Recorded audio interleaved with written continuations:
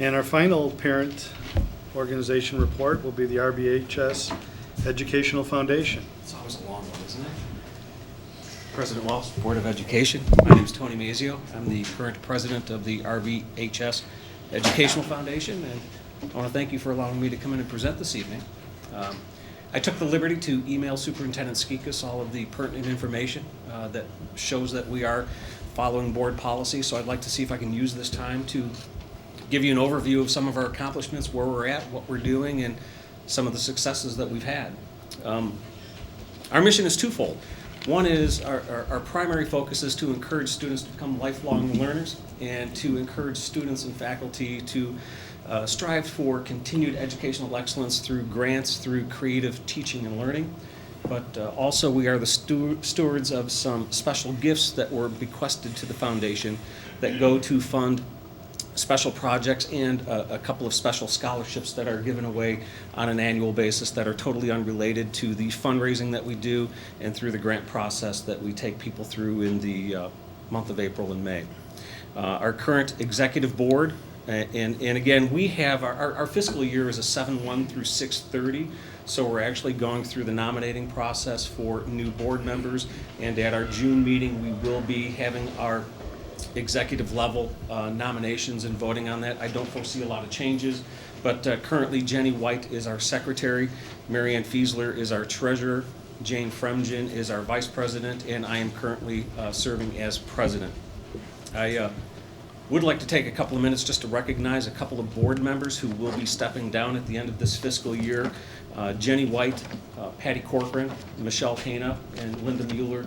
They've served tirelessly for a lot of years, and they've been invaluable, and they're leaving some really big shoes to fill, and we're hoping that we do them a service by getting people as close to the level of talent as they've been provided, and hopefully we'll be able to get them to continue to help support us during our telethon season.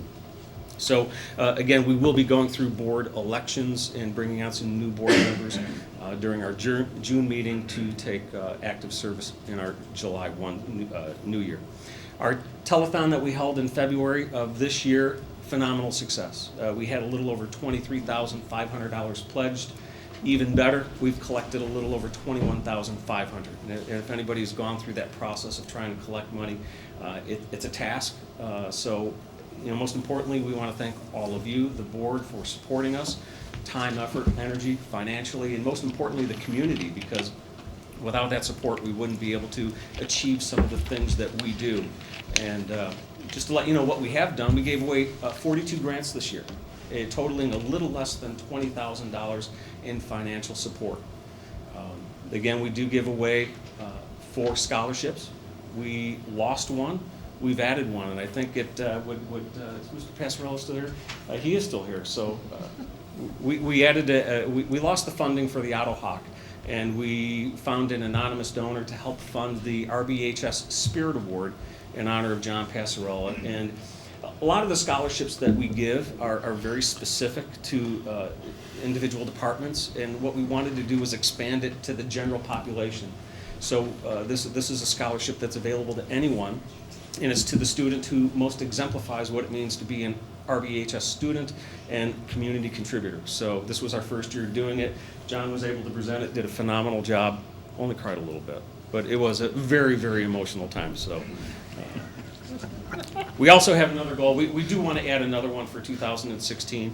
We're on target for getting that done, and we'll start presenting more information as we solidify the plans for that. So again, we're trying to expand what it is we do and how we do it. We really don't have any significant challenges right now. Everything is running smoothly. We can always use a little extra donation here and there. So if anybody's listening out there that has a couple of dollars burning in their pocket, we'd love to give away more grants. That is our goal. Our goal is not to hold any cash over year to year. It is to give away everything that we bring in and continue to fund those scholarships and special gifts as we have since 1987. So thank you again. Thank you. Thank you. Tony, thank you. And board, everything is up to date on the website. They have their records and their members listed in archives. The monthly financial statements are up there. The new website. Colin Hughes, a big thanks to Colin for helping do that. Any comments or questions from the board? I'd like to say, please send Joanne Cozy many thanks. She had a bold vision. She was bold in many years to get this started. When the telethon comes through, take a page out of her book and call us. You know, she was relentless. Miss Baker would call each of us when our kids were in school. We'd be there on stage. And I think because of, you know, her vision she had, it exists today. And I want to say thank you to her publicly. We can't thank her enough either. Again, she's invaluable. She still serves tirelessly today, and she helps us make the telethon what it is. Yeah. Thank you. Any other board members? Thank you, Tony. Thank you. Thank you very much, and good luck this year. Keep up the good work, Tony. The next report will be the Chief Financial Officer's report. I'm sorry, starting can on Board Book, page 41. I just had a question on the previous item, in general, to Kevin. Sure. I think we've come a long way from where we, before I started on this board, in terms of getting the information out on our affiliated groups. Was there anything that's up to your discretion, Kevin, that hasn't been provided?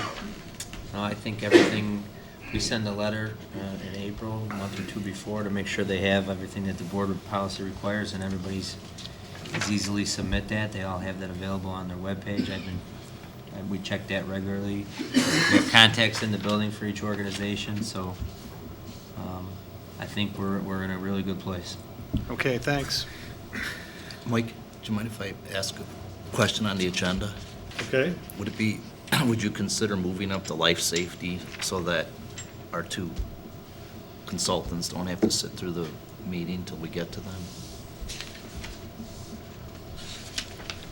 And is that under, It's under old business on Okay. 8A. why don't we go at this point for our first visitors' comments? Do we expect any visitors to speak tonight? Okay, so at this point, we'll do our first visitors' comments. And is anyone on this side seeing none? Anyone on this side seeing none?